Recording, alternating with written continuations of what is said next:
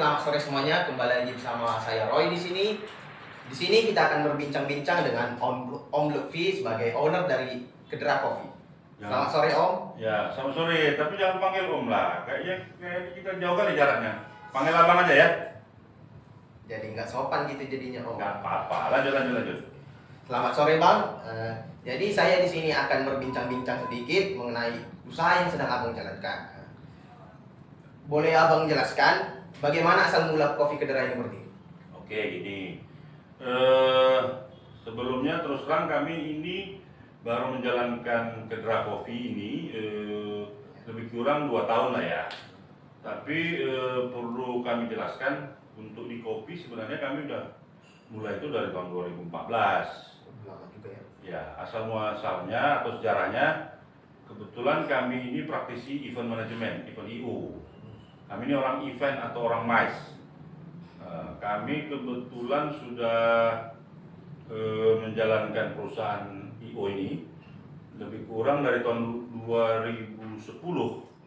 Nah, di 2014 kami mengadakan suatu event kopi, festival kopi namanya Medan International Coffee Festival.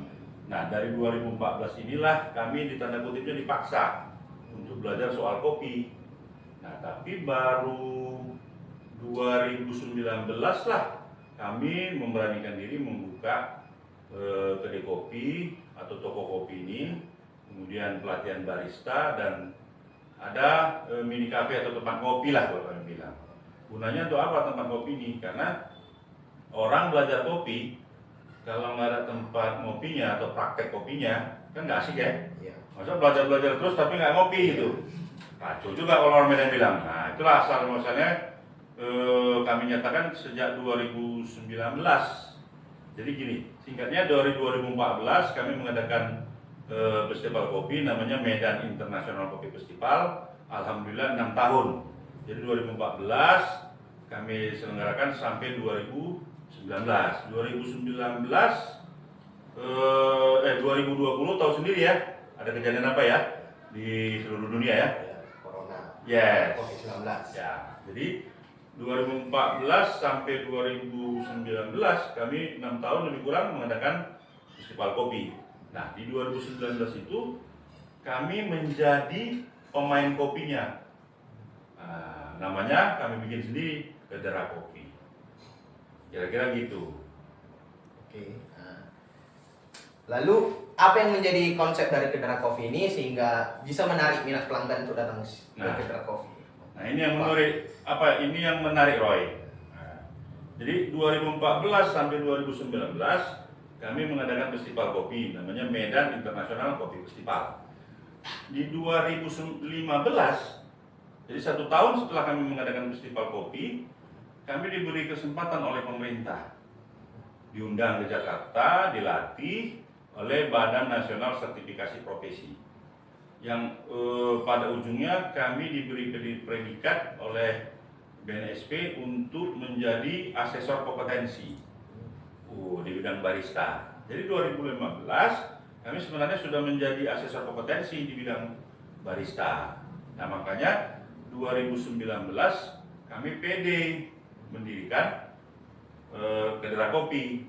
Tapi sebenarnya di 2019 itu pun kami juga sudah mengadakan pelatihan barista. Kemudian kami juga sudah melatih barista, kemudian kami mengadakan uji kompetensi sebagai asesor kompetensi. Nampak ya garisnya ya? Ya. Nah, jadi 2015 kami mengadakan pelatihan, menguji profesi barista. Baru 2019 lah kami bikin Kedera Kopi itu. Jadi bisa dikatakan apa yang menjadi perbedaan Kedera Kopi ini dibandingkan dengan kafe-kafe lain atau kopi shop lain itu, fokusnya kami menjadi toko kopi karena kami tidak mau menjadi kompetitor. Kalau kopi shop lain atau kafe-kafe lain kan atau warung-warung kopi lain itu dia hanya menjual minuman siap minum, ya seperti kita minum dulu. Nah, jadi kami hanya tidak hanya menyediakan kopi seperti warung-warung kopi lain, tapi kami memberikan pelatihan Makanya konsep kami di Kedera ini toko kopi, tempat ngopi, sama pelatihan kopi. Itu yang menjadi perbedaannya. Nah, kenapa kami memilih konsep 3 tadi? Toko kopi, tempat ngopi, sama pelatihan kopi atau kelas kopi. Supaya kita bisa menularkan semangat kopi ini. Mengapa abang memilih bermacam-macam jenis kopi tersebut? Apa yang menjadi ciri khas? Nah, gini. Dari 2014 secara tanpa sengaja, karena kami mengadakan festival kopi, mau nggak mau kami terpaksa belajar kopi kan. Ya. Masa bikin festival kopi tapi nggak tahu jenis kopi. Nah, ini sebenarnya banyak terjadi pada generasi muda seperti Bang Roy. Nah, banyak anak muda tahu kopi cuma jenis kopi apa? Kopi hitam, kopi pahit, kopi dingin. Agak naik sedikit paling kopi susu. Nah, ternyata kopi nggak segampang itu, Bang Roy. Ada kopi sidikalang, nah seperti ini, ada kopi karo, kopi sipiro. Nah, yang paling sering itu sebenarnya apa? Kopi blend, house blend, kopi hitam. Nah, jadi sebenarnya di kopi ini ada berbagai macam jenis kopi. Secara umum kita bisa tahu ada Arabica, ada Robusta. Nah, kami menyediakan beberapa jenis kopi ini sebagai edukasi. Karena selama ini kita hanya diedukasi, terutama generasi muda itu jenis kopi yang simpel tadi, kopi panas, kopi dingin, kopi hitam, kopi susu. Padahal kalau kita mau tilik lebih dalam lagi, kita pelajari lebih dalam lagi, sebenarnya banyak sekali di Indonesia ini jenis kopi. Nah, Arabica, Sipiro, Mandailing, Papua, Gayo, banyak sekali jenisnya. Nah, kami di Kedera ini dengan semangat cinta kopi Sumatera, kami lebih mengutamakan berbagai jenis kopi yang berasal dari kabupaten-kabupaten di Sumatera Utara. Itu kira-kira Bang Roy. Lalu apa aja yang menjadi menu andalan di Kedera Coffee? Nah, ini kaitannya ke tempat kopi tadi berarti kan? Iya. Nah, Yang kita udah tahu bahwa kopi itu berbagai jenis. Ya. Nah, kan kita harus tahu perbedaannya.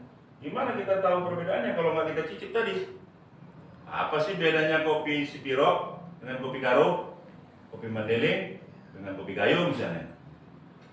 Nah, menu andalan kita ini sebenarnya berbagai jenis kopi single origin istilahnya dari berbagai daerah di Sumatera Utara.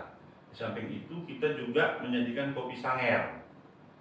Nah, kita punya menu andalan kopi Sanger kita sendiri dari Gayo.